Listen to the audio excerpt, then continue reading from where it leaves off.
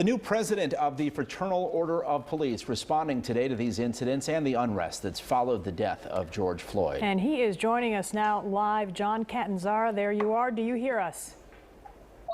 Yes, good afternoon. Okay, good afternoon to you. Let's begin with what we heard Mayor Lightfoot say. Her reaction to all of this was, it is unacceptable and these officers need to be fired. How do you respond to that?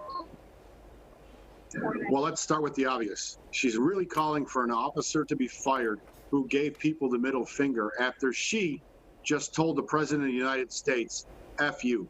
I mean, should she resign? I think she should. If she's going to hold him to that standard, she should hold herself to that standard. We'll be gladly to accept her resignation, effective immediately. John, when you see video of officers swinging their batons, breaking car windows at the Brickyard Mall, putting their knee on somebody's neck, what is your reaction to that? Is there room for improvement? Is there room for de-escalation? Well, let's start with the knee on the neck accusation. There is no foundation to the knee on the neck. To me, the knee was on the shoulder blade or the collarbone.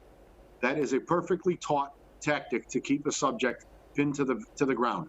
That's what we're taught in the academy. It was never on the neck.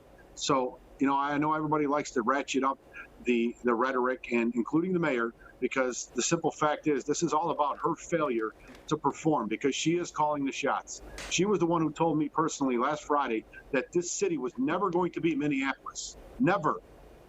Repeatedly. And yet here we are. Again, there was no plan. There was no very minimal response, and it fell directly at her feet. So what does she do? Throw the police under the bus now and throw the attention there so she doesn't keep getting heat from aldermen like Alderman Beal and Lopez, who are calling her out for the lack of response that decimated neighborhoods throughout this city. Okay, so let me ask you this. How do you then talk to an officer, for example, the one who gave the middle finger to a protester, allegedly, the one who allegedly maybe put his knee on somebody's shoulder blade, as you said? So how do you talk to them? What do you tell them? Do you tell them, hey, that's okay, go ahead, keep on doing it? I mean, how do you respond to them? Well, it's two separate conversations, clearly. Like I said, the officer who put their knee to restrain a subject on the ground, I'm not going to say anything to him. I'm going to say, good job. You absolutely did the proper tactics. They had a very articulate, suspicious reason to stop that vehicle and get the occupants out. And when they're resisting getting out of the vehicle, they may think they have a reason to not cooperate. But when the police are giving you an order, you're obligated to follow that order. You can complain all you want after the fact, but when they're giving you a lawful order, you need to follow it, and they weren't doing that. So the next step is to take them to the ground. That's what was done. People were arrested. Nobody wants to talk about the follow-up part of that incident where the young lady in the backpack punched an officer in the ear. That was an aggravated battery. The felony charges were filed. Again, the baton strikes, everything else, they show little clips. They don't show the whole scene or what led up to it. You're only getting a lady's version of the story, and that's not the whole story, oftentimes. We show the video that we have. John, we know your men and women on the police force are facing very difficult times on the streets. We appreciate you joining us. Well, let me just add this. You know, the hours my men and women are working, our officers are working extremely long hours with not a single day off.